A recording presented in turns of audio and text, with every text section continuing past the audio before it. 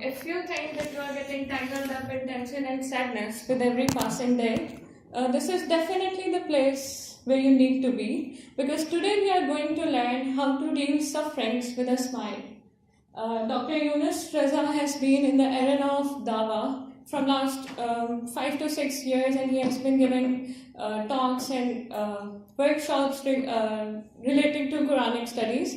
So please allow me to invite our guest speaker, Dr. Yousaf Raza. Thank you.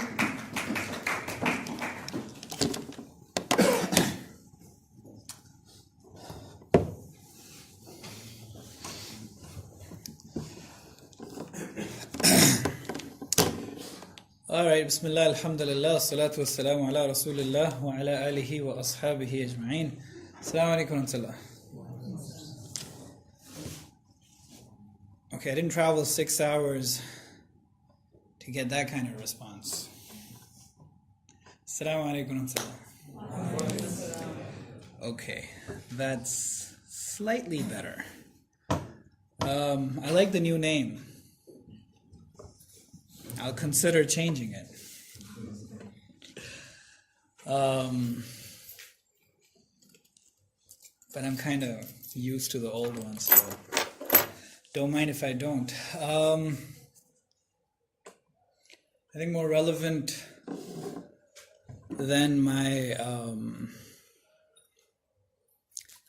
da'wah shenanigans is the fact that I'm a psychiatrist. So that's probably relates to the topic a little more than anything else. I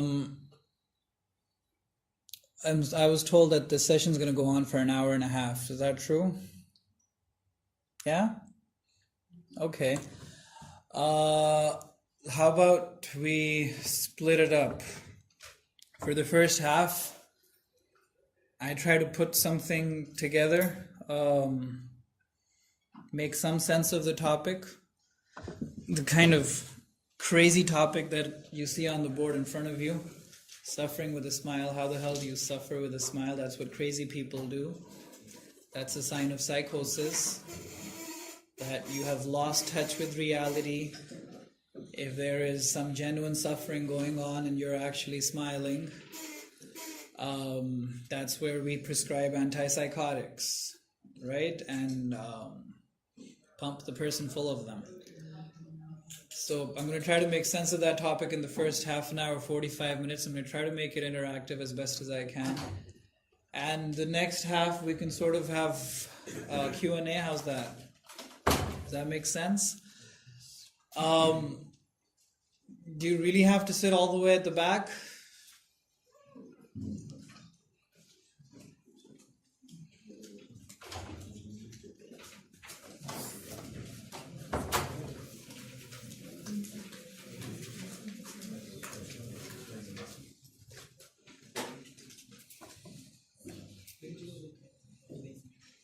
Close in. So some brotherhood, sisterhood, whatever. Brother, sisterhood.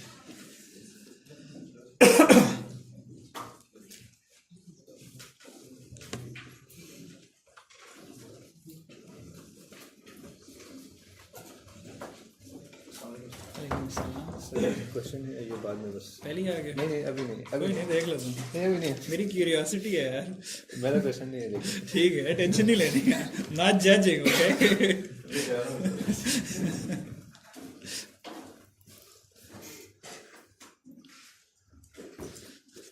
आजम तेरा question आ गया यार। अच्छा, all right.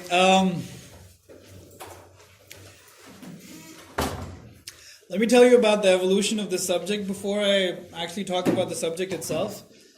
When I selected this topic to speak on, it was supposed to be a workshop that spans across at least one day, right? But then I realized nobody really likes to talk to me or listen to me for an entire day. So I had to condense it into a couple of hours. So even still, this is a workshop that has been delivered over 3-4 hours, or in the very least 2.5 hours. So for me to say, to represent something of that in 45 minutes to an hour is going to be a stretch. So obviously I won't be able to cover everything that I usually do cover under this heading, but we'll see what we can do. And the other thing, why did I choose this topic to begin with? I think it's fairly obvious, but it deserves to be mentioned. You go through your education, you go through the best of the universities and schools that you study in, and you study hair-splitting details of... I really don't like this screen staring at me. Can we just do something about it? Is it fixed? Can it just face down? I look here and... Thank you. All right. So we go through school, college, university, what have you, and we study a lot of things. And a lot of things that we study, we wonder, why the hell are we studying this? Right? What is the practical utility of whatever I'm being taught? I don't think I have any doctors in the crowd except one, but I have that feeling about histology. Histology is a subject in which we look in the microscope, look at cells, and then draw those cells. For the life of me, I could not understand how drawing a cell in a half-decent manner would impact my medical practice or my professionalism as a doctor, let's say. But I had to do it, and we did it. And you used to get lambasted by your teachers for not drawing the hair cells like hair cells, or not drawing the kidney-shaped cells in a kidney shape. So we had to go through all of that. I'm sure every field of study has those kinds of subjects which you wonder, why in the world do I have to study all of this? And you go through all of that, but one thing you're never taught, and I can say that almost as a guarantee, regardless of what school you went to, regardless of what university you go through, regardless of what your university claims about itself, as to how it's the best in Pakistan and this and that, I can almost guarantee that this is never covered as a subject. No one tells you about suffering, what it is and how to deal with it. No one talks about love, what it is and how to deal with it. No one talks about guilt, death. Those subjects, if at all covered, will be covered from a particular religious perspective, in which the particular religious person addressing the subject is looking to remind you through them so you can be more like them. Be part of their organization or their movement at the very least. That they inspire you into leading you to believe that you are the way you are because you're not more like them. And that's the maximum coverage that these topics will get. They are for preaching purposes. But is there more to it than that? Is there more to the subject that needs to be addressed, that needs to be covered for practical utility? See, once upon a time, these subjects, these topics, these existential questions, let's say, were passed from generation to generation in the form of different kinds of literature. The stories that grandparents read to their grandchildren, or parents for that matter. The religious values that were passed down, that are passed down still to some extent. The qawwalis that were popular. The novels, they had a certain standard through which they could communicate these life lessons. We're talking about the generation before us. I'm not too much older than you, I'm hoping, right? I'm considering myself to be a part of your generation, all right? I don't think we got that. The media we got was anything but value-centered. If anything, it served to make the problems worse. The kinds of lessons, life lessons that you get from Jio Kahani, right? It should come with a WWE warning. Don't try this at home. You will be screwed for life. But that's what it is.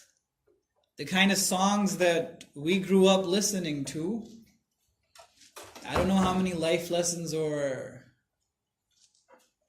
valuable gems you're going to get from. In the end, it doesn't even matter. You tried so hard and you got so far. It just sucks. Right? So, whatever nihilistic perspectives are being communicated through popular media, God bless the souls for whom those are the only sources of values and inspiration. Then, of course, we still have the traditional and religious values that are passed down, but how much do we pay attention to those? What is their worth in the 21st century for the average student? How connected are we to that religious corpus for that to actually benefit us for what it's worth? Right? So those are real problems. The alternatives that we do believe in, whether explicitly or implicitly, that we have conformed to, do they provide us with elaborate structures and systems to deal with these situations? I'd say no. And it is a glaring vacuum. It's an abyss that you even see that is being compensated for in the past decade for the kind of values that are now being propagated in the media are pretty different from what was there hardly a decade ago, but let's not go there just yet. So anyways, that's why I thought, you know what, these are things that need to be addressed as best as possible from a psychological perspective, so that we can, so as many people as can be helped, really. And that's why I'm here. So, ulterior motives aside, if there are any, there are always some. I'm going to start this now. Now we can move on to the actual topic at hand.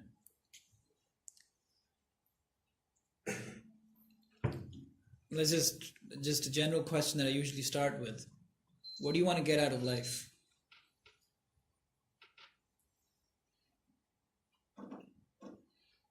I'm up and about and I have like a chalk or a marker in my hand and I'm writing whatever everyone tells me, but I don't have the energy for that right now.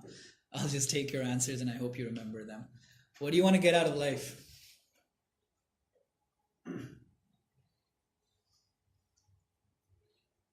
Happiness. Give me a sign of life. Happiness. Thank you. Happiness. Does anyone want to reinforce that or say something else? Success. Happiness, success. Shut up. Anything else? Inner satisfaction. Inner satisfaction. To leave something good after I die. Okay. You two shut up. Legacy. Legacy. All right. What do you mean by legacy?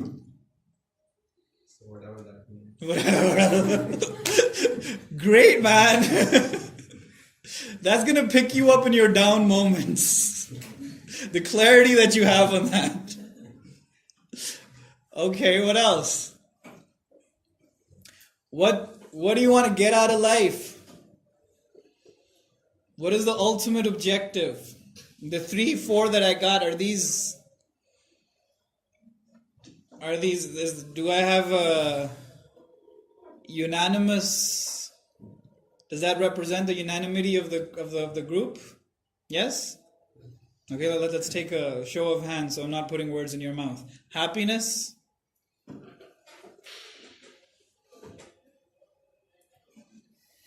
Unhappiness?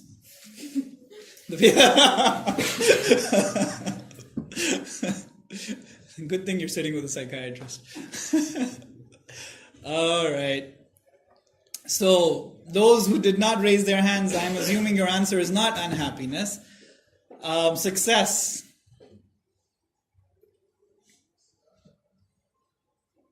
Okay. Great. Does that leave anyone out? Anyone whose hand was not raised in response to the previous 2 inquiries?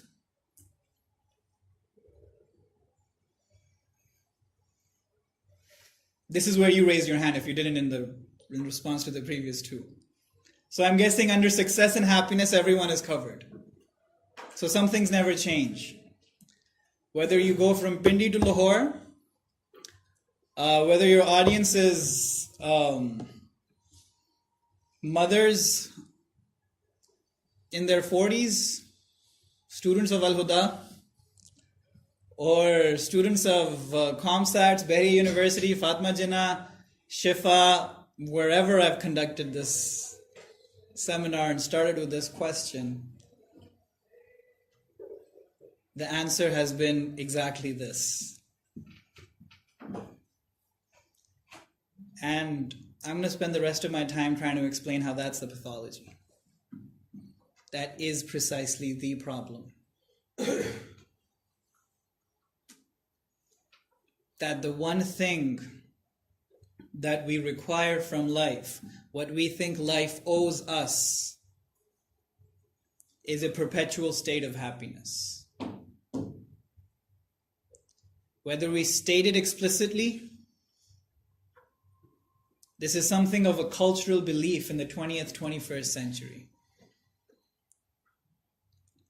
And little do we realize कि वो जो ये tagline जो आप लोगों ने दी है, which I didn't suggest, but it's there, the trials and tribulations in life, it is incompatible with that. It is incompatible with the general fact of life. Whoever has spent anywhere around 20 years on this planet Earth,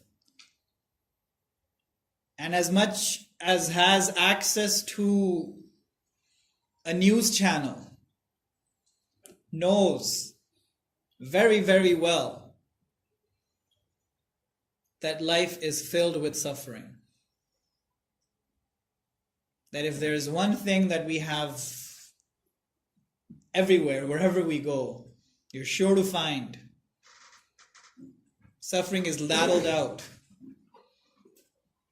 It's dished out. It's like a buffet of suffering. All you can eat. Wherever you go. And so that's the reality. That's the brute fact of life. You're born suffering. You're born crying, in pain. And the entire process is nothing but pain. And you move on. Life and experience and encounter various shortcomings, various lapses, various expectations not being met situations, all kinds of suffering, sickness. I don't have to tell you how much of a suffering it is going from point A to point B in the city of Lahore. It's only slightly better in Pindi, where I come from. And only a slight bit better than that in Islamabad. But that's it. Going to point A to point B in any city is nothing short of an experience of suffering. And point A and point B in life. Point A can be the first day at Lums and point B can be their last day in Lums. Everything in between is what? It's not a joyride. It's not a walk in the park. As happy as you were when you got admitted to Lums. I got in Lums, I got in Lums, I got in Lums. How long did that last? How long did it last? You're lucky, man. If it lasted that long. For a lot of people, it's that elation for the first few hours and they're like, I should be happy. Why am I not as happy as I think I should be? So one of my colleagues, she passed her exam, she's like, sir, pata nahi, wo thodi der ke liye khushi rahi thi, imtihan pass hone ke baad, uske baad वैसे ही है सब कुछ. Something that you like really, literally worked your backside off for months upon months upon months. That is the culmination of all your education. You clear that exam. You're halfway to becoming a licensed specialist, psychiatrist, what you have always wanted. And once you're done, the success that I thought that would get me there, the success that I thought would get me that happiness, didn't really last. Didn't really last. And then compound that with sickness. Compound that with the fact that you're not always going to be healthy. That you have already seen quite a bit of sickness already. If you're not chronically ill, then you've been frequently ill. Or even if you've been infrequently ill, you've seen how horrible that is. And if not for yourself, then you know someone very close to you who is in a state of serious chronic illness that they have to live with. And then you have to live with the understanding that, you know what, no matter what I do, wherever I go, whatever I experience, no matter how happy I am, I can be freaking Jim Carrey. Not in real life. In real life, he has depression. In the movies. But I'm going to die. So you're living with this sword of death hanging over your head at all times. No matter what I achieve, no matter how high I go, how far I go, in the end, it doesn't even matter. Is that what it is? And so if your own personal fear of death is not looming over your head, it shouldn't, that's pathological. You've told yourself stories and lullabies to dispel that anxiety of death one way or the other. There is that for the people close to you, for the people that you love. The death is an impending reality for them. That if you haven't already lost someone, you will. I actually find it kind of humorous when we say, जब नमाजों के बाद दुआएं होती ना मस्जिदों में, अल्लाह सबको शिफा दे दे. ये हो नहीं सकता ना यार. मेरा करियर इस चीज पे बेस्ड है कि सबको शिफा ना मिले. The practice of medicine is contingent upon the fact that people fall ill. And a lot of them remain ill. तमाम मुसलमानों को शिफा दे दे. और वो भी शिफाए कामिला आजिला. It's pretty good, it's nice. I'm not saying there's anything wrong with that entirely. But, you know what? Brute fact, not going to happen. That's one dua you can expect recompensation for on the Day of Judgment. Let's make a list of all the du'as we know are not going to get accepted, so we ask for them, so we get compensated for them on the Day of Judgment. I don't know if that qualifies as a genuine du'a, really. Not going to happen. And it's very specific, sif Musalmanon ko. Mar jaye sare Yahudi, Kafir, Hindu. Anyways, note the sarcasm, please. Before you... I actually get that. After a lecture... sir आपने ये कहा था lecture में कि सारे काफिर यहूदी मर जाएं यहाँ पर. Do I have to give sarcasm disclaimers? I'm hoping not. Anyways, yeah, so that's what we have to deal with.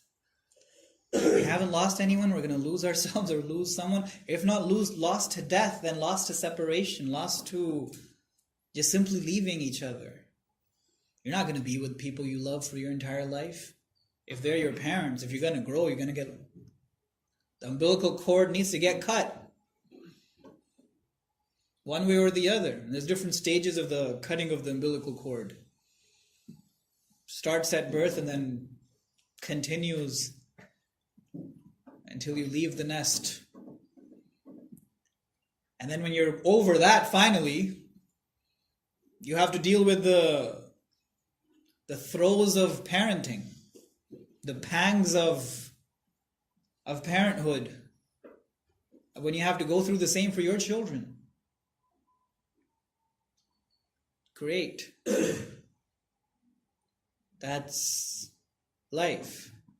And we're talking about a normal life here. I'm not even talking about people,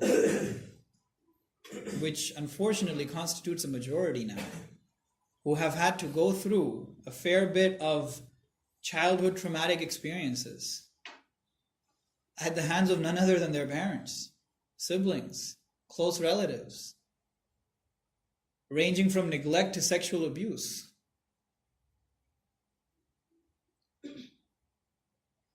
Welcome to planet Earth. The only planet that can sustain life. There was an hysteric with that statement. A life replete with suffering to the nth degree, which is further compounded by people who are living in the la-la land of thinking that life owes them happiness. How cute. How incredibly cute.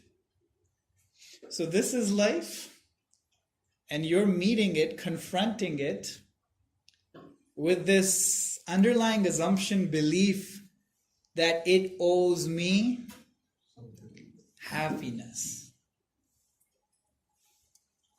And so when it dishes out to you,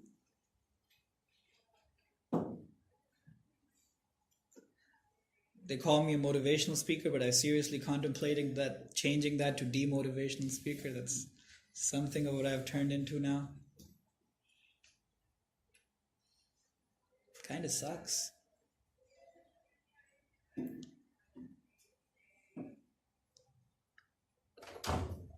नहीं वो हम assume करें इसके बाद कोई upbeat message लेकिन You don't seem very upbeat about that. Okay, so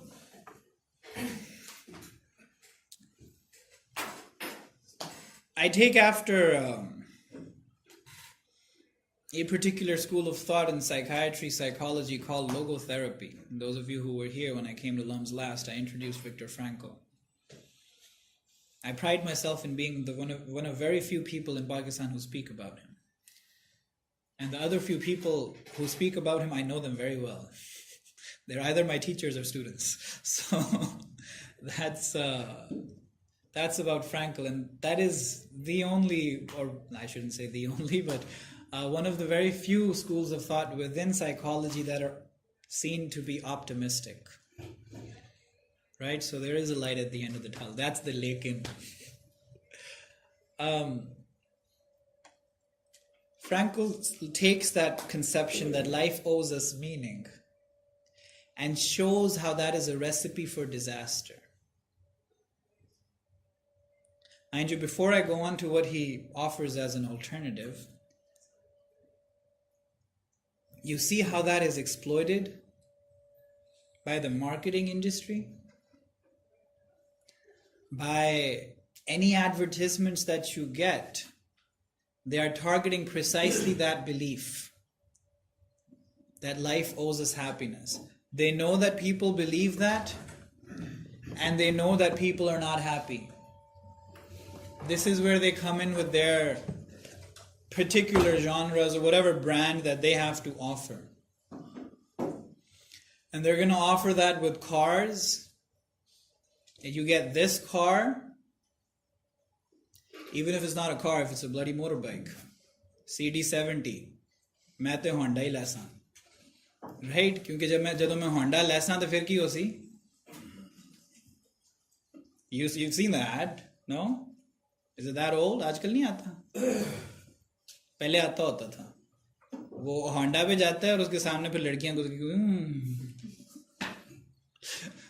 Who does that, man? Who looks at a guy on a CD70 like, wow? But that's what the ad tries to show. And that's what a lot of ads try to show. That this is your route to happiness. Buy our product or come to our university. That's what university prospectuses have, that smiling, graduating student, that usually a good-looking girl. So there's an implicit message: by the time you graduate from Lums, you're going to be a good-looking girl. I don't know how the guys take that, but that's supposed to be an incentive. And that picture is it is exactly that particular belief that life owes me happiness that is being evoked. That is being invoked when they're selling you their brand.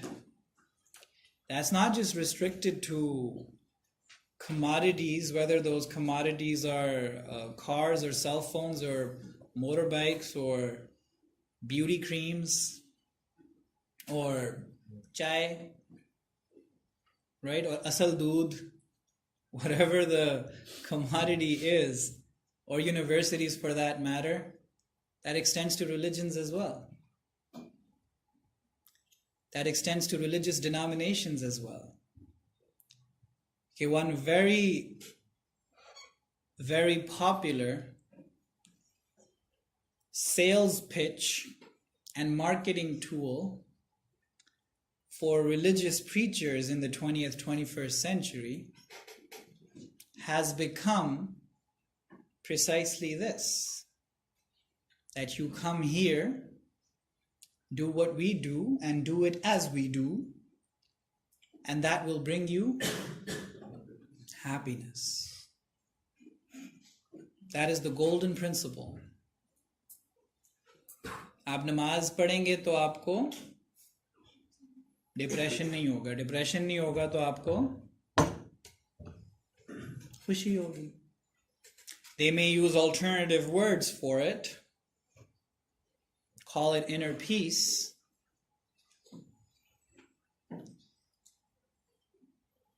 but we know and they know it's only a synonym. I'd like to argue that that's a very recent phenomenon. I'd like to argue that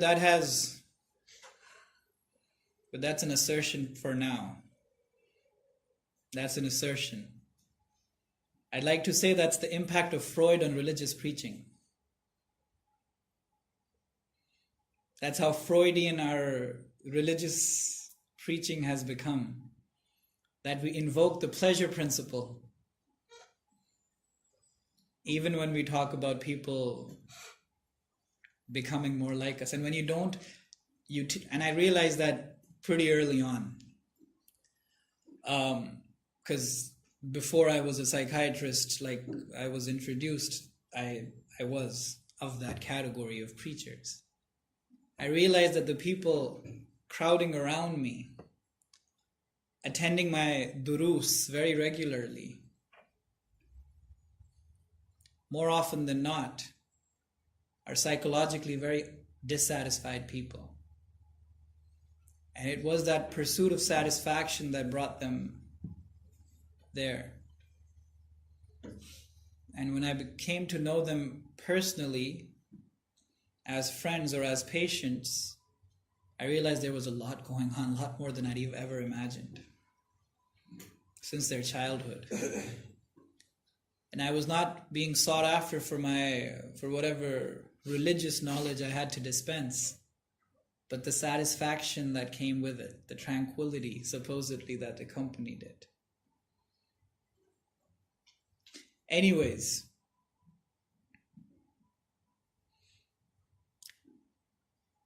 that particular perspective is a recipe for disaster precisely because happiness, by definition, or at least by Frankl's definition, Frankl's a Viennese psychiatrist, by the way.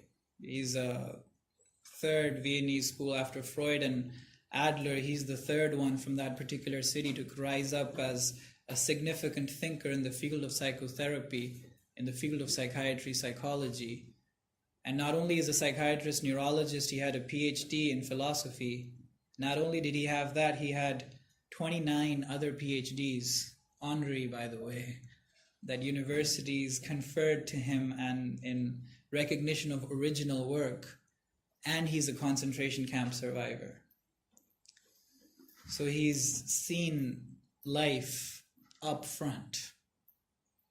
And yet he comes with this the optimism I'm still yet to show you. My 45 minutes are up though. Anyways,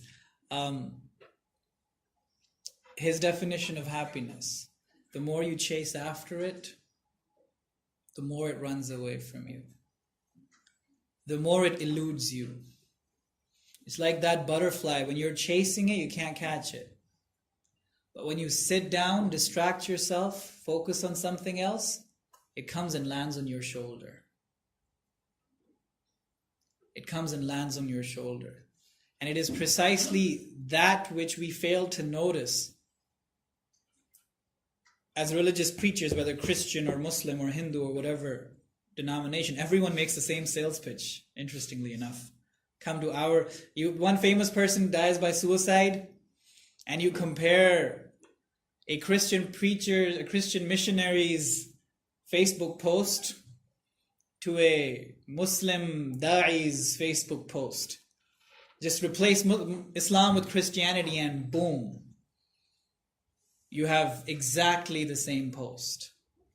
Exactly the same post. If he had, Jesus Christ could have saved him.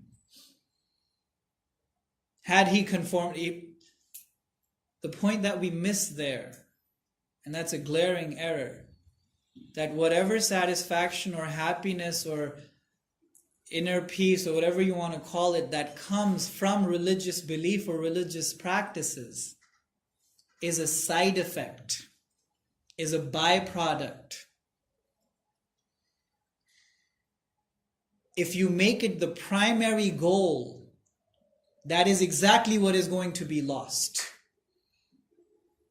Are your religious beliefs, are your religious conceptions, is your God only worthy of worship or everything and anything that you do for him only because he makes you happy in return?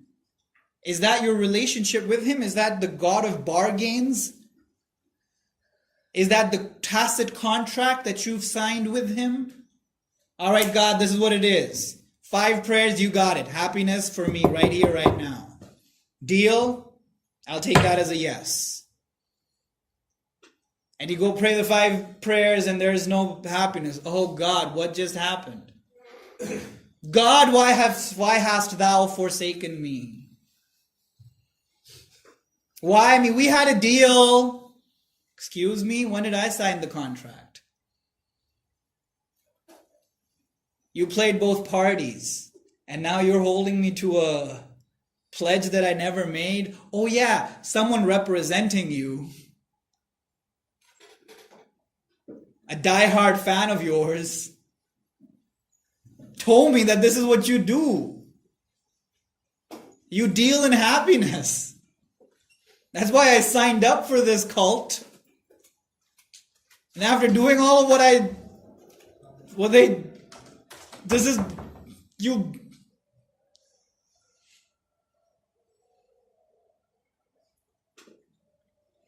A lot of people can't take that idol breaking.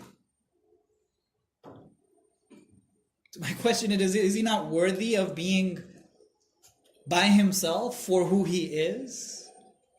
And those actions being done for what they are? For the values that they are? Minus what they have it in for you? It is the individualistic incredibly narcissistic, selfish. That's how you would say it in economic terms, but product of the same modernity,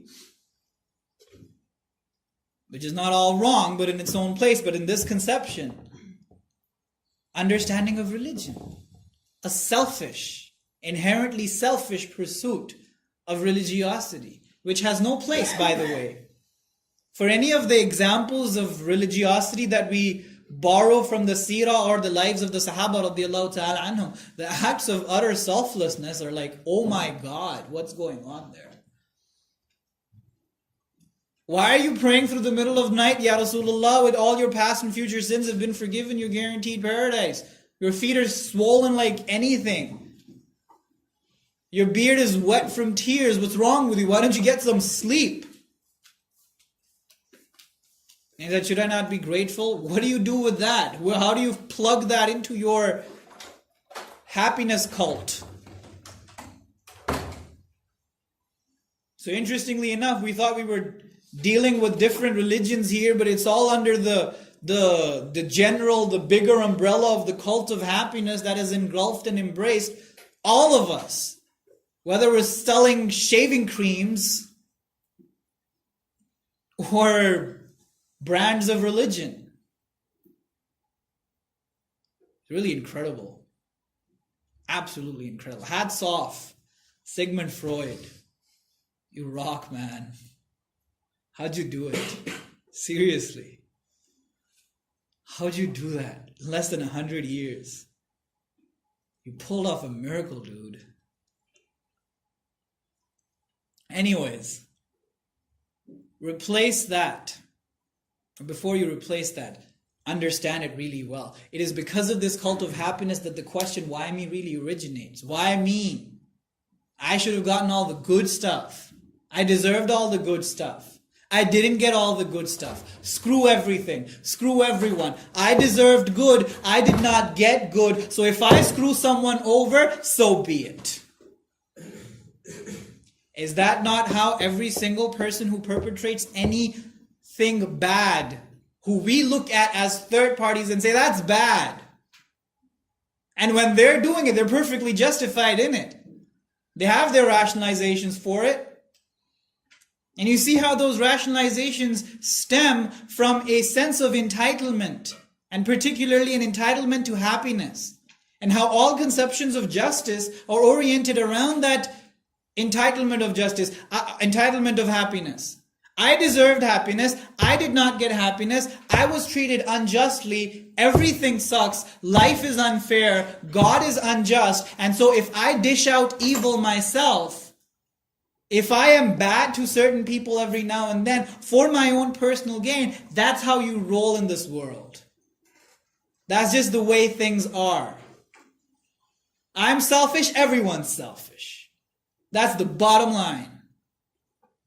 मैं क्यों किसी की इतनी insult कर रहा हूं, उससे अजीब अजीब बकवास करवा रहा हूं, on his first day of school, in his first day at the hostel, stripping him half naked and making him talk about incredibly personal and embarrassing stuff, क्योंकि मेरे साथ भी ऐसा ही हुआ था. मेरे सीनियर्स ने मेरी फूलिंग की थी, तो मैं अपने जूनियर्स की फूलिंग करूंगा. Life dealt me harsh cards, so what if I dish it out to other people? वो भी तो मेरे साथ यही करते हैं. Great, what a wonderful world this is, precisely because of that logic. You don't have the opportunity, otherwise you're no less than Zardari. Only wait, you're much dumber than him.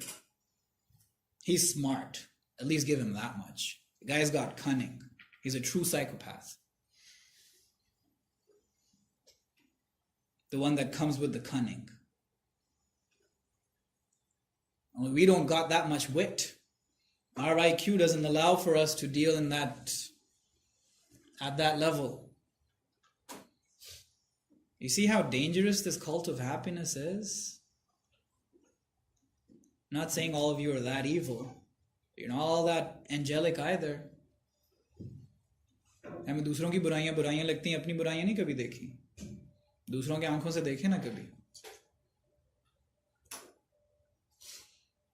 Apna sab justified, rationalized. Anyways, replace that conception with life owes me meaning. Life offers me opportunities of meaning. A person who comes in with the conception life owes me happiness, when he has to face the existential reality of death, his own or somebody else's, that's it. That's the end of happiness. When he is confronted with pain, that is precisely what pain is, absence of happiness. When he is confronted with guilt, guilt is a nagging, anxiety-provoking situation. It's a pathology in that perspective. Get rid of it. If it takes a vodka to do it, do it. If it takes a psychiatrist to do it, go to a psychiatrist. Psychiatrists in Pakistan are the halal versions of vodka. They would prescribe you precisely what vodka does for you, so that you can overcome all of those problems. Anyways, so life owes me happiness faces life, doesn't fare very well in the face of most of life situations. How does Mr. Life owes me meaning fare in all such situations? In the face of death, I have limited time to make this world a better place, to give unto others, to leave this world slight bit better than how I found it, in whatever capacity I can. So better get down to it. It creates a sense of urgency and motivation to achieve precisely that. Guilt is a teacher. I should have done better.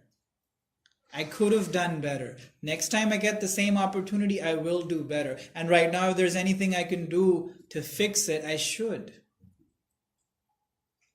And when I fix it because I should, guess what? Byproduct makes me feel good. But only as a byproduct. Sickness, handicap, any kind of chronic illness, issues, pain,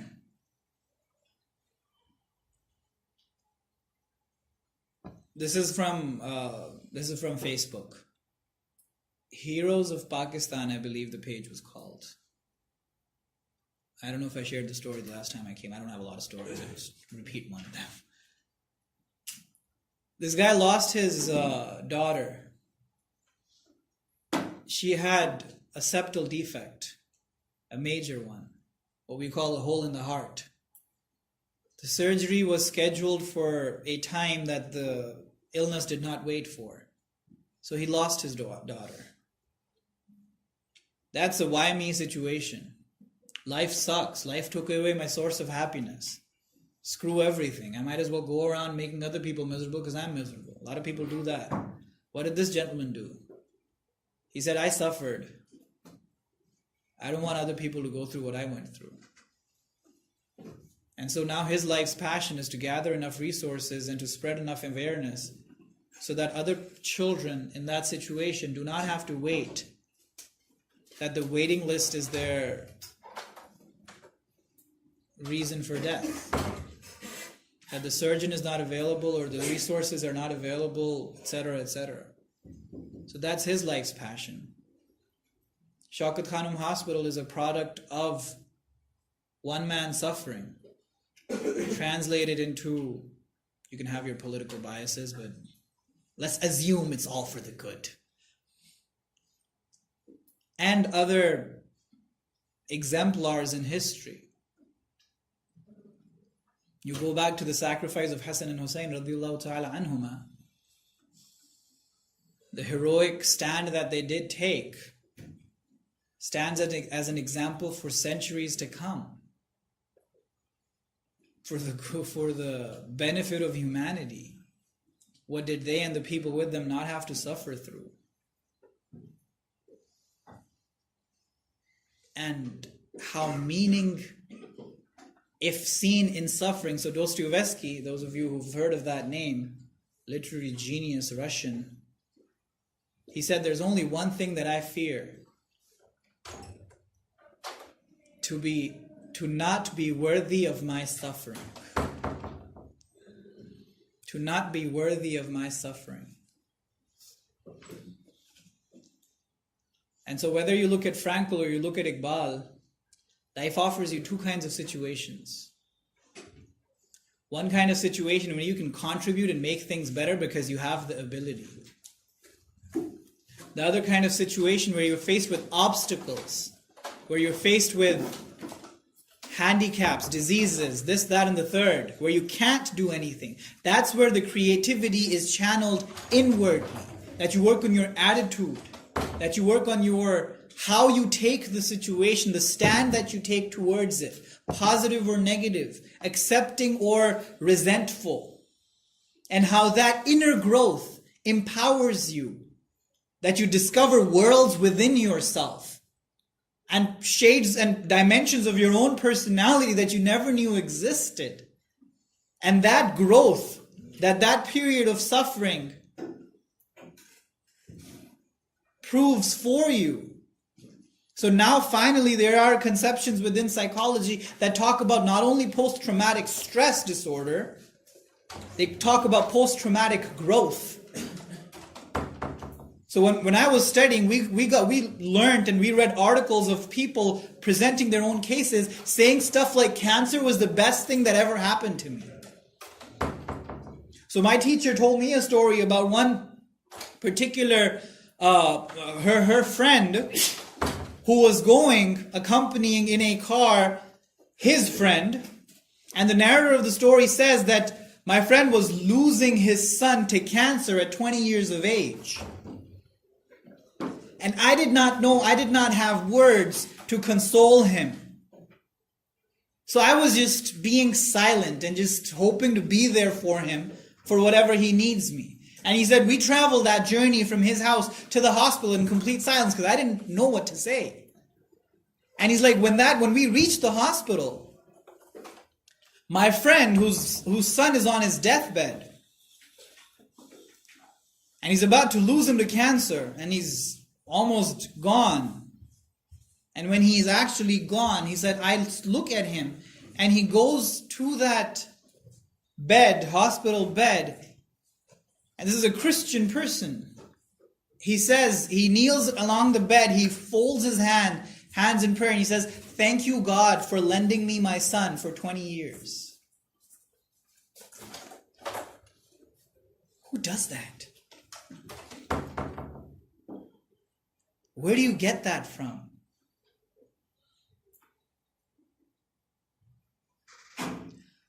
How a young girl who is the lead gymnast in her school team, impressing everyone with her acrobats, develops leukemia, takes chemotherapy, after which she's wheelchair bound. But the way she carries herself after that, and she's the one who said cancer is the best thing that happened to me. I discovered dimensions to myself I never knew existed. And now I can inspire people in other ways. So sitting on a chair, not doing acrobats, she's more inspirational because of the way she's carrying herself. One significant thinker in the field of psychology is Rollo May. He was asked once that you talk about suffering and you talk about whatever psychology has to offer for people who are suffering. That's what your knowledge gives to you. Is there anything that you've experienced that helps you in your profession? And so he answers, he says, I was born to a schizophrenic mother. Schizophrenia is that illness where you've seen A Beautiful Mind, right? My family's against me, they want to kill me, they're poisoning me. Hearing voices, talking to yourself, not cleaning yourself, not meeting people. That's schizophrenia. He said, my mother had schizophrenia when I was born to her. My father deserted us. entire family. My elder sister also had schizophrenia. He's like, by the time I learned how to walk, I was out on the street by myself. I had a respiratory illness from the time of my birth, and I continued to have infections which culminated in tuberculosis in my late teens and continued in my 20s.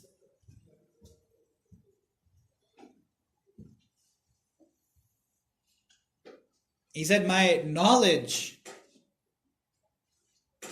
helps me in helping my patients, but my own personal experiences empowers me to really be of assistance to them. The example, I started off by referencing Viktor Frankl and his take on how fundamental it is to believe that life owes me meaning, to your psychological health, and how catastrophic it is to believe that life owes me happiness. I can't change structures that have really entrenched themselves in you for the good part of your life in 1 hour, but this is the best I can offer right now.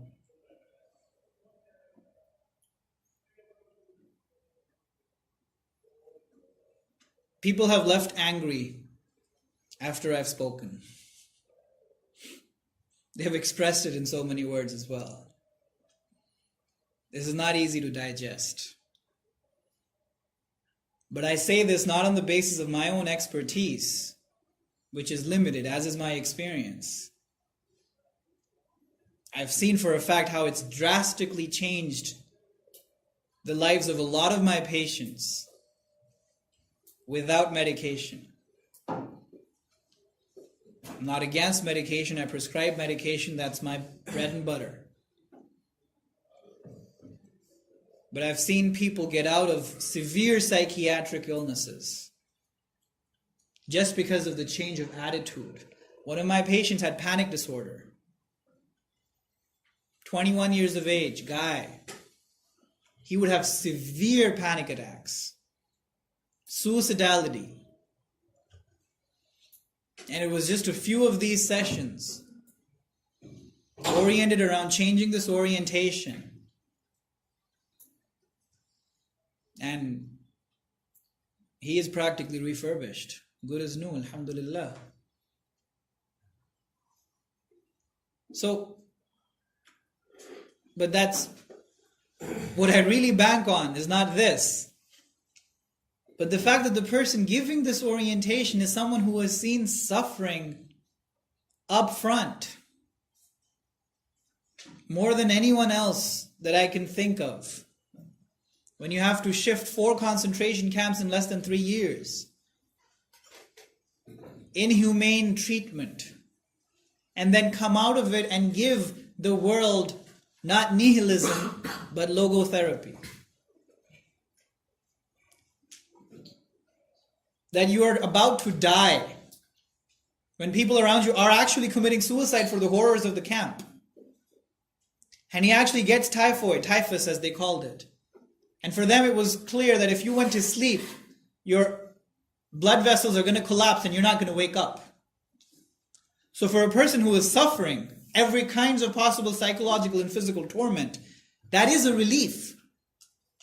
Frankl writes in his autobiography where he talks about his camp experiences, he says that we would see people having a nightmare and they would be crying out in pain in their sleep.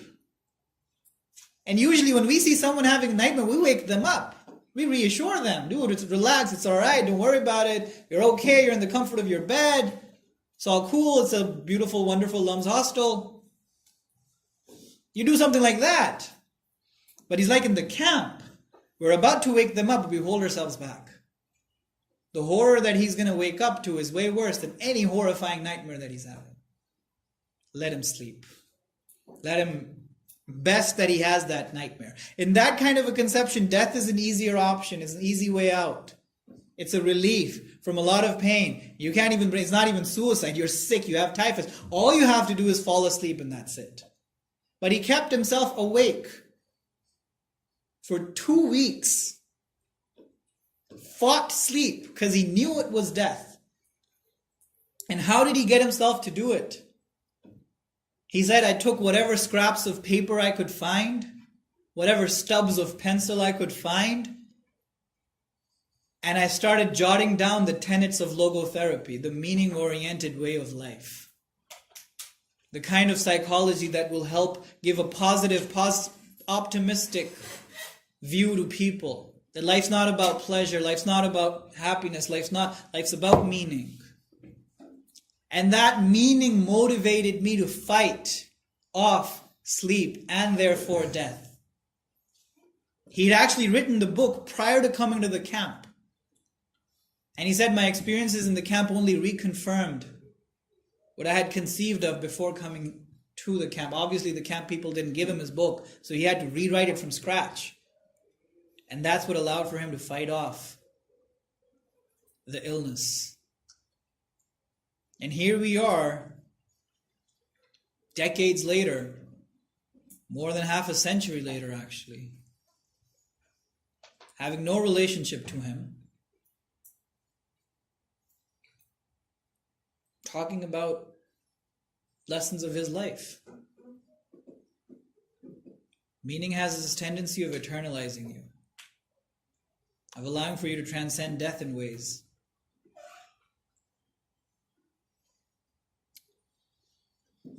So yeah, just one pointer though. Don't wait for big opportunities of suffering. If you have started, orient yourself around looking at those as opportunities. It takes a lot of doing. I don't think I've succeeded as yet. But don't wait for huge events to take place in your life for you to show your girth, your heroic self.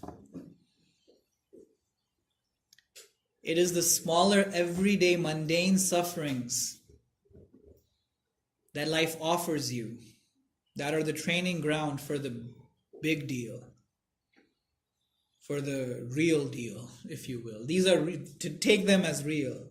When you're stuck in traffic, when you get a minor dent on your car, when you get scratched, when you get a little fever, when you're having allergies, when your friend is not returning your phone calls, when you have a crappy professor, these are the mundane opportunities of suffering, the training ground. If you have a habit, one of my colleagues went to Ireland to complete the rest of her training. She's like, the people working with me, Irish, unko Urdu ka ek jumla aata hai. Can you guess what it is? यार ये क्या बकवास है? उनको और उर्दू नहीं आती, लेकिन ये जुमला आता है, यार ये क्या बकवास है? So these casually offered statements of yaar ye kya bakwas hai, these come from that same cult of happiness. These are the tasbihat of that cult of happiness. और ये छोटी छोटी तस्बीहात हैं, बड़ी बड़ी भी हैं, वो मैं कह नहीं सकता. But you know what I'm talking about. Depends on which language you're using. But those tasbihat reflect your underlying belief, the cult that you belong to. और ये यार ये क्या बकवास है, in minor sufferings, everyday experiences, culminates into why me? Life is unjust, unfair. Screw everyone, screw everything. I don't care anymore.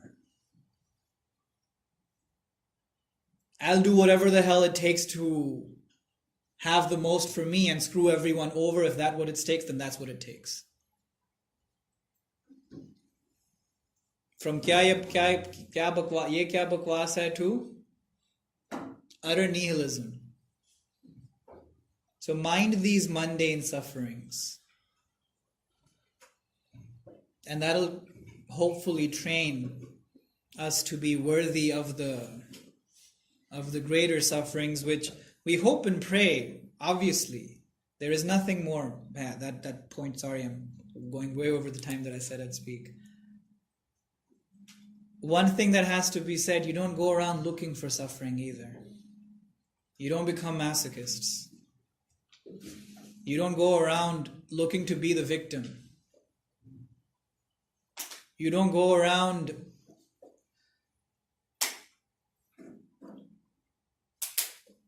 looking for all kinds of ways to put yourselves through pain and torture and unnecessary. That's ignoble suffering, as Franco calls it.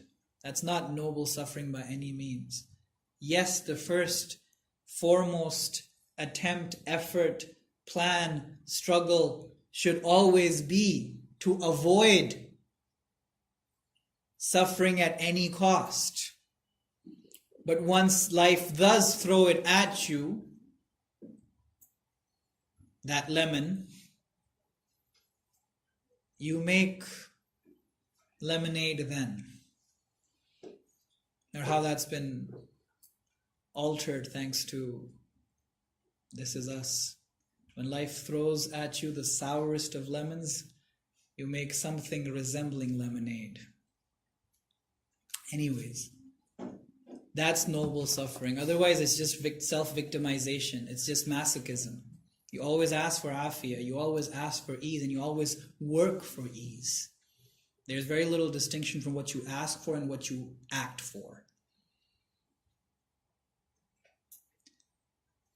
Yeah, so I think that's it. All right. Questions, comments?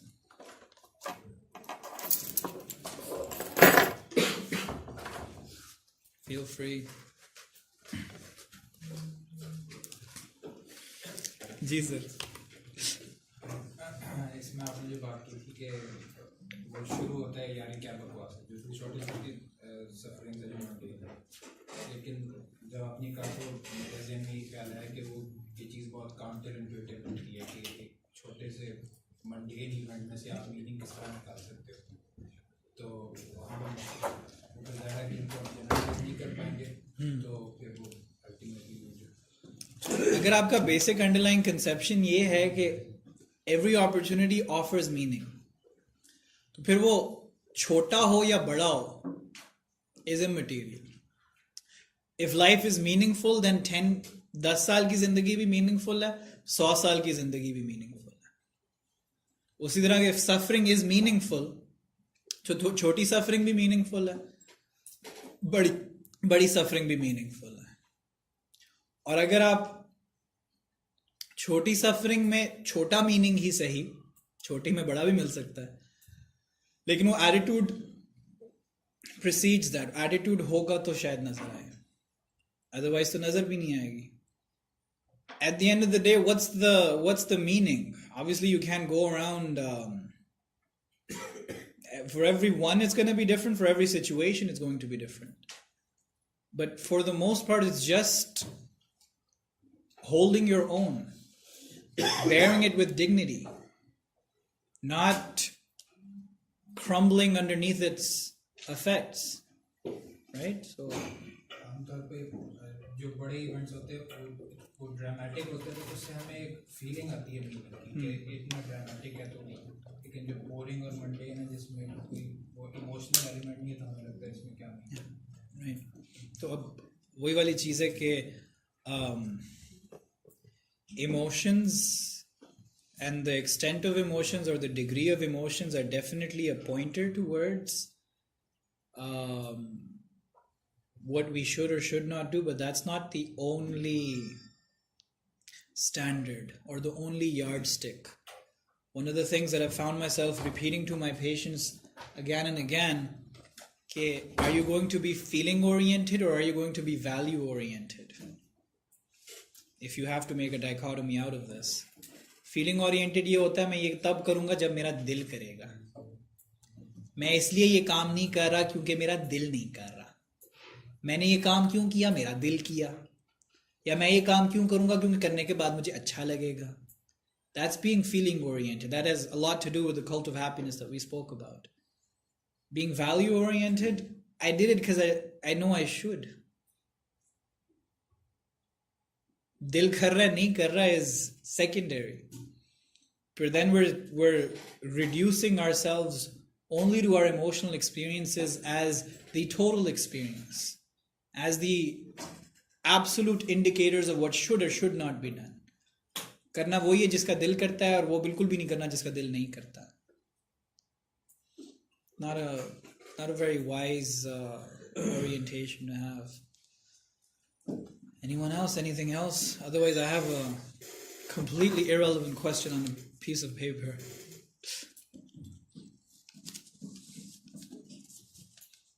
No? We're all good? I go to the piece of paper?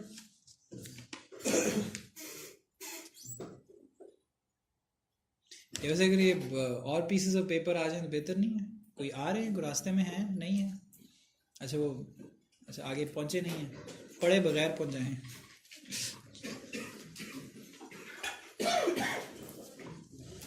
Thank you.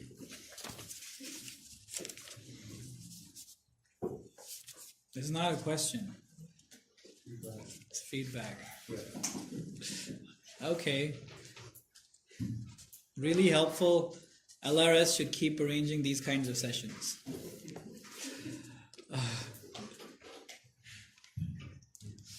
क्या मोहब्बत उससे की जाए जिससे आपको मोहब्बत हो, या उससे की जाए जो आपको बहुत पसंद करता हो? Indian movie flashbacks. तू पसंद है किसी और की, तुझे चाहता कोई और है. मेरे बचपन में तो ये गाना बहुत मशहूर था. I don't know if you guys were born then or not.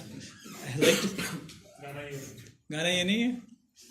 तू रह दे यार, यही है. चलो गानों के मामले में भाभी. Anyways,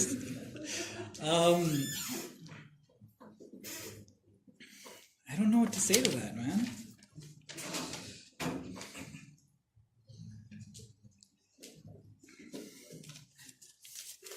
क्या आपको मोहब्बत उससे करनी चाहिए जिससे आपको मोहब्बत हो, या उससे करनी चाहिए जो आपको पसंद करता हो? एक में रिस्क नहीं है. मतलब इस सवाल में इम्प्लिसिट है कि जिससे उसे है उसको इससे नहीं.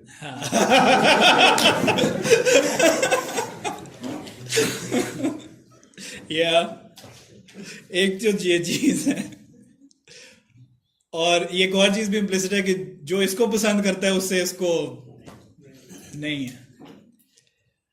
Again that is also that इनमें से एक मोहब्बत, दोनों, the way the word mohabbat is used in this particular question is different from each time that it's used. One is suggesting that it is a conscious, deliberate choice that you can make. The other is suggesting that it is an emotional experience. And that's all of what it is. My answer to that and again, I cannot give a very detailed response to this, but simply the conception ke pyar ho jata hai also stems from that feeling oriented view of life. Ke jo ho jata hai wo waqai pyar hai. Right? Bulbule logic.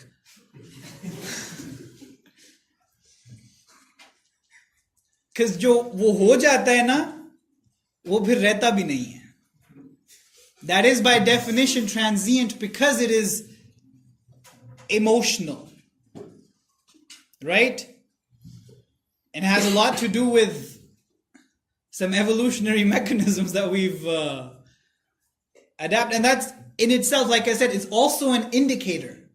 Not to be disregarded completely. But if that becomes the sole indicator, Sometimes the best thing to do, if you genuinely love someone, is to let them be. Right? To let them be. To not let them know. For all practical purposes, the best of your calculations say that it's not going to turn out very well for them. This is going to be really painful for them. So a Goldcast pe video I think that too was a Jewish rabbi, I think, who was explaining this, the difference between fish love and real love. So a person says, I love fish. And so, what do you mean you love fish? Like, I love fish. Oh, so you mean you love it that the fish is deprived of its habitat in the water, suffocates to death, and then is chopped up in different pieces, barbecued, and sauteed with all kinds of God knows whatever. And then you munch it and then subject it to the acid of your stomach. That's your love for the fish. And so if your love for the other person is that fish love, okay, what that person gives to you, then that's, as far as your relationship is concerned, a recipe for disaster. It's a recipe for disaster. You're setting yourself up for chaos.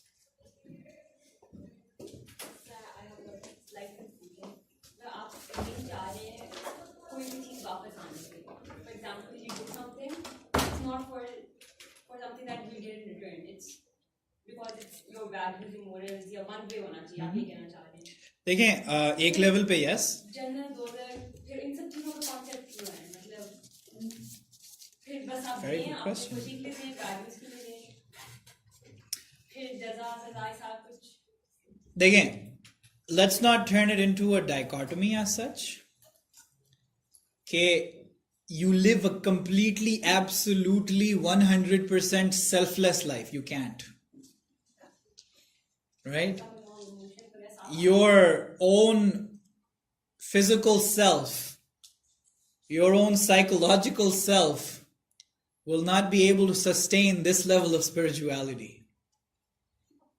And if it cannot sustain this level of spirituality, then वो spirituality भी कोई ज़्यादा दूर नहीं जाएगी. You have legitimate needs. You have legitimate needs. You have legitimate desires. They too had to be accommodated. So you cannot negate one absolutist conception that places happiness as the sole supreme sovereign authority that dictates all actions. You cannot replace that with another absolute deity which is utterly selfless in every which situation. You can't do that. Okay, it'll end up being the same. उसका जो result होगा दोनों में ज़्यादा फर्क नहीं होगा. So you're right, and thank you for that question. That helps bring some balance to the narrative. It has to be this and that, and there will be a time for this and there will be a time for that. Yes? So, and yeah, जो भी जन्नत दोज़ख के conception आते हैं, that is the hub of spirituality giving validity to your very basic carnal, selfish desires. Only selfish, selfless में अगर आप एक time spectrum को सामने ले आए कि that is a delayed gratification, और जब वो इतनी ज़्यादा delayed है कि वो after death मिल रही है, तो it may as well qualify as a selfless act. Right? And then obviously there will be higher levels of spirituality. वो जो राबिया बसरी का quote आता है कि I want people to love God for who He is, and मैं जहन्नम को बुझाने लगी हूँ और जन्नत को आग लगाने लगी हूँ. You know, that metaphor that she uses. So there are higher levels, and you get indications of that within the Quran and Hadith as well. Okay, there are that higher levels of love for God. وَلَدَيْنَا مَزِيد. right? And we have way more. Sari Jannat ki description dekhe, we have way more than that. There is way more. And conception that this is God talking about himself. Right? So Ridwanum minallah. Jannat ki sari description dekhe, phir baad mein Ridwanum minallah. What that means to a people of a different kind of spirituality. That the actual paradise is ma la aynun ra'at wa la udhunun sami'at. What no eye has seen, no ear has heard, wa ma khatara ala qalbi bashar, no heart has ever imagined. Right? So that speaks to a different kind of human need. All these dimensions should be catered for and taken in a balance. Does that mean that Jannat will be different for everyone? होनी तो ऐसी चाहिए. होनी तो ऐसी चाहिए. Traditional may differ from this point of view. जी? Traditional ulama may differ from this point of view. कि पर्सनल जन्नत नहीं होगी. Well, obviously, the conception of Jannah would be personalized for everyone. So, जितना जो spiritual था उसके हिसाब से उसको Jannah different kind of living मिलेगी. So much so that every नहीं, जब जन्नत के बारे में ये कंसेप्शन आती है कि you will get whatever you need and you will get whatever you ask for, तो वो एक पर्सनलाइजेशन और इंडिविजुअलाइजेशन की तरफ इंडिकेशन नहीं है. there's certain degree to it, but लेकिन जिस तरह कुरान के अंदर भी explain किया गया certain characteristics about Jannah. So that's fair. If that's how you read it, I don't think it's a drastically different conception from the traditional. If that's how you read it, I don't have issues with that. I don't have issues with that. Ji. Two-part question. Ji. Before the 7:30 हो नहीं गए वैसे. अच्छा चलें. Please. तो मैं पूछना था कि आजकल तो क्लिनिकल डिप्रेशन के लिए लोग pills prescribe कर देते हैं. Like before you had pills, what did the doctors used to do? And also how effective are they? सच बताऊं. I don't think they are that effective. पहले क्या करते थे पिल से पहले anti depressants I think 60-70s में ट्रिप्टानॉल पहली थी और उसको भी to get self really establish as an antidepressant. फिर Prozac was the real revolution. SSRIs जब आए थे उससे पहले क्या होता था, ज़्यादातर ओरिएंटेशन जो थी वो या साइको एनालिटिक थी, फ्रॉइडियन थी, या बिहेवियरिस्ट थी. दोनों क्या करते थे, फ्रॉइड वाले या साइको एनालिटिकल कहते थे कि आपके बचपन में कुछ होया है, तुसी मनो ना मनो कुछ ना कुछ होया है, ठीक है, ते वो कुछ ना कुछ कढ़ भी लेंदे सन, ठीक है, और उसको रिजॉल्व करके आपकी डिप्रेशन ठीक हो. जिनके वाकई वहाँ से स्टेम करती थी तो वो ठीक भी होते थे, आज भी होते हैं, आज भी वो तरीके राइज हैं. और बिहेवियरिस्ट कहते हैं कि आपने कुछ you have to change certain behaviours और प्रैक्टिसेस, जो बाद में जाके फिर उसमें कॉग्निटिव एलिमेंट आ गया, change certain thinking patterns and take up more adaptive thinking patterns. तो सारी ट्रीटमेंट उसके ओरिएंटेशन पे होती थी, अभी भी होती है. तो अभी भी जो ट्रीटमेंट है it's not just anti depressants. वो हमारी माशाल्लाह काबिलियत इतनी ज़्यादा है एज पाकिस्तानी साइकाइट्रिस्ट और हमारे साइकोलॉजिस्ट इतने नाअहल हैं कि we only have to resort to medications. Otherwise, in places with better mental health services, it is taken in some sort of they're taken together, and psychologists also have some sort of role, a significant role in treatment of patients, और वो psychotherapeutically oriented हैं. Medications कितनी effective हैं, जितनी severe disease है, जितनी severe illness है, उतनी ज़्यादा effective होती हैं medications. उसके अलावा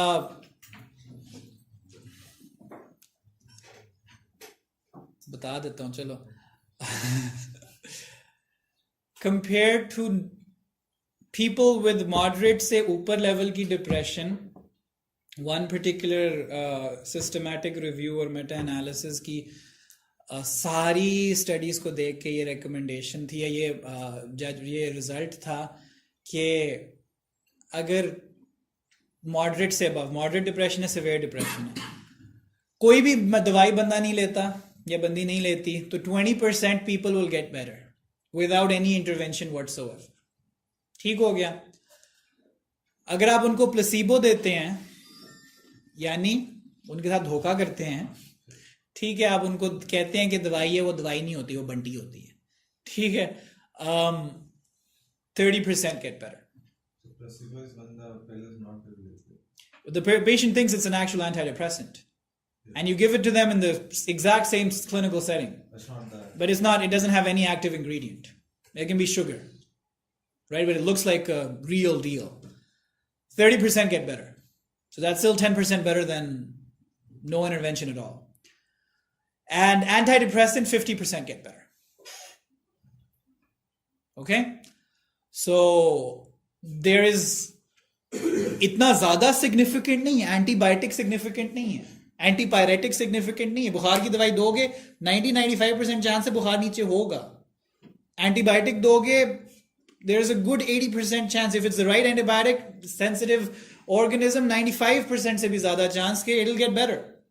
So we're not medicine like that.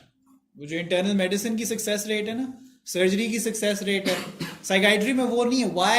Because human behaviour के पीछे कभी भी एक इटियोलॉजिकल फैक्टर नहीं होता. There is always multiple etiological factors. एक बिहेवियर के पीछे एक इटियोलॉजी नहीं होती, एक सोर्स नहीं होती, एक कॉज नहीं होती. मल्टीपल कॉजेज होती हैं अक्रॉस डिफरेंट स्पेक्ट्रम्स. वो बायोलॉजिकल भी होती हैं, वो साइकोलॉजिकल भी होती हैं, वो सोशियोलॉजिकल भी होती हैं, वो स्पिरिचुअल भी होती हैं. राइट? सो एक बिहेवियर के पीछे इतनी ज्यादा होती हैं, और वो जितनी मर्जी स्पिरिचुअल हो जाए, आ जाके तो इसी बायोलॉजिकल इंटरफेस से एक्ट करेगी ना. तो डाउनस्ट्रीम तो आपकी वही बायोलॉजी है. तो जो भी सोर्स है, yes, if you alter the biology and it's towards the better, then yeah, you will see changes, you will see differences, right? एक behavior ऐसा है, तो बीमारियां कितनी compounded behaviors पे formulate होती हैं. तो उन पे sources भी बहुत ज्यादा हैं, causes भी बहुत ज्यादा हैं across the entire spectrum, और फिर treatment भी उसी तरह होनी चाहिए. But then you have to also focus कि ज्यादा impact किसका है, और जिसका ज्यादा impact है वहां अगर आप ज्यादा focus करेंगे तो वहां ज्यादा response आने का उम्मीद होगी इंशाल्लाह. Then you say it's not as effective because it does not strike the root cause of the problem. देखें, it is not as effective because there is not one root cause. Yeah, exactly. When biological is the root cause, and there are psychological illnesses in which biological problems are the root cause, then it will be effective. खासतौर पे illness जितनी ज्यादा severe हो जाती है, biology उतनी ज्यादा involve हो जाती है, इसीलिए भी दवाइयां भी उतनी ज्यादा effective हो जाती हैं. जी, oh, there's a question here.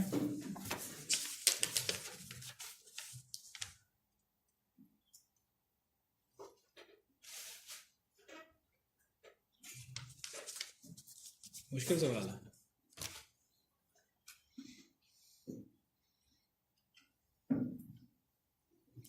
How to get rid of porn and masturbation?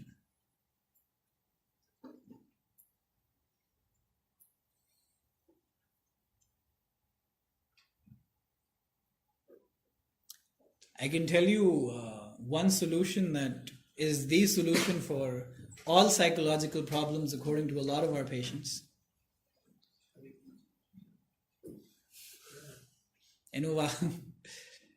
उदास रहंदा तो विआह करा दियो.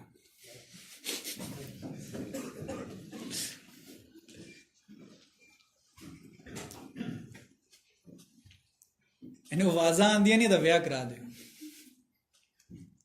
यहां तक कि मैंने ये भी देखा, बचपन से लेके उसने cases of mental retardation, school में प्रोग्रेस नहीं किया, बात सही तरह करनी नहीं थी, इधर विआह करा दो, ठीक हो जाएगा.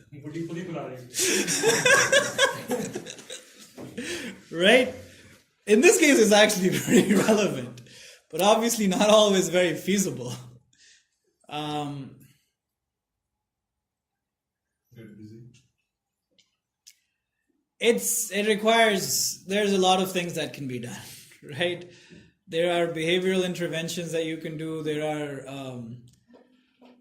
meaning-oriented interventions that can be done. If I come from the meaning-oriented dimension, then an excessive pathological indulgence in pornography and masturbation is a sign of a hyper-intense belief that pleasure is everything, right? Pleasure is something, there is no denying that. लेकिन कुछ cases में वो everything बन जाता है, और वो उसकी एक वजह ऑब्वियसली एक एनवायरमेंटल कंसेप्शंस आपके पास आते हैं, स्टिमुलाई एनवायरनमेंट से बहुत ज़्यादा आपके पास आते हैं. दूसरा, it is because of a lack of focus and a lack of attention towards a meaningful cause in your life. कि वहां से फ्रस्ट्रेशन है, और उस फ्रस्ट्रेशन को कॉम्पनसेट करने के लिए excessive pathological involvement in a particular illness है, और ए पर्टिकुलर हैबिट है. वो हैबिट कोई भी है. That doesn't have to be porn and masturbation. That can be your obsession with television seasons, right? That can be your obsession with the addiction to drugs. Right? Fair enough. So वो जो कोई भी चीज है, अब फिर different parameters में वो different तरीकों से based on what you're sensitive to and what you value, आपके लिए कितनी harmful हो रही है और कितनी वो maladaptive है. और फिर उसी behavior को challenge करने के या उसी behavior को alter करने के मुख्तलिफ तरीके हैं. आप अपने आप को opportunities उस चीज़ की कितनी provide कर रहे हैं, जिस environment में वो opportunities provide होती हैं आप उस environment को avoid करें. बहुत कुछ general features हैं, but then there are specific individual features that will help a particular person. फिर उसके लिए उसके साथ engaging that person and knowing more about them will help. I really can't give an exhaustive answer to it. It's a whole book, a workshop by itself. Yes. Going back to the idea of the cult of happiness. Finally. Yes. You talked about striking a bargain with God in that sense. In a life of meaning, what kind of relationship are we supposed to have with God? Where does God come in all of this? Right. So, as far as Frankl is concerned, logotherapy is not intended to be a religious therapy per se. Right? Your understanding of ultimate meaning in the world, because it's supposed to be a therapy that is to be practiced by people from all faiths, whether it's monotheistic, polytheistic, or atheistic. And it is supposed to be available to patients who come from all kinds of beliefs. So it will appeal to meaning from a psychologically hygienic perspective. Okay, which conceptions, it does advocate an ultimate meaning.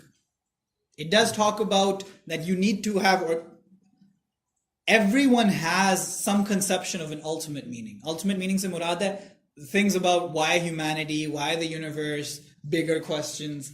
You have some sort of conceptions, whether you like to admit of them or not. Right? Logotherapy सिर्फ ये कहेगी कि उनको psychologically hygienic होना चाहिए. कि those that lend meaning, substance to your life, वो क्या है उससे हमें बहस नहीं है. हाँ, इससे दरवाजे जरूर खुल जाते हैं towards traditional religion. Something that other conceptions in psychology, psychiatry don't offer. They are actually averse to any religious conception altogether and consider them to be pathologies. Obviously, logotherapy doesn't do that. It leaves the door open but doesn't force anyone through it. So, as far as logotherapy is concerned, meaning orientation is concerned, there is a lot of positives that come from religious conceptions that help people perform better psychologically. Yes. And that is only that you only engage in if your patient complies or is willing to go down that route. Otherwise, you desist from going there, like principally speaking. But as far as personal conceptions are concerned, then Frankl and any other logotherapist for that matter will talk about how their particular understanding is consistent with their understanding of ultimate meaning, right? So a God of bargains is a psychologically not very helpful conception, as I would say not religiously either. But someone who, or a deity who gives you values who is worthy for the favors that they've given you, who offers you opportunities for growth and contribution, growth to the level of reaching spiritual heights and reaching your best potential at every level, physical, psychological, spiritual. That would be something of a relationship with God that's psychologically hygienic. Right? Hope that makes sense. Anything else? Chutti karen. Subhanakallahumma wa bihamdika ashhadu an la ilaha illa anta astaghfiruka